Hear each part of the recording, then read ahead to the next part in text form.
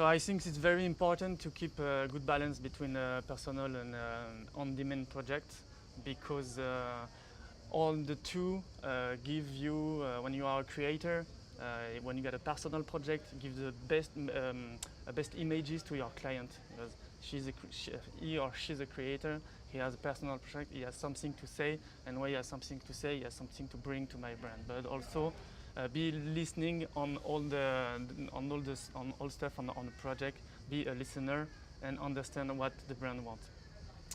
It's important also to have a personal project to keep the passion, to stay passionate on your work.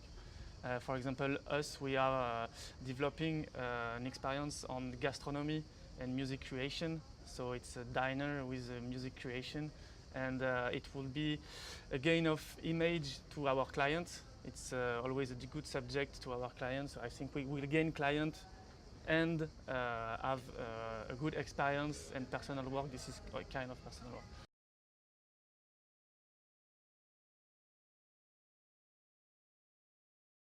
All sorts of balancing are actually a matter of error and trial. You cannot take a model that worked for someone else and then adjust. You just need to analyze what you do. For me, a big mistake would be if I don't collect information about my past actions and don't take those into account when I plan my future. It's very easy to keep going on the same track. For example, you're a member of a band or an orchestra. You don't like it much, but you don't do anything. You don't see where the time goes. You don't understand what are the problems exactly. So you continue doing it for 25 years, and then suddenly you find that you have no other options left. So evaluation and iteration.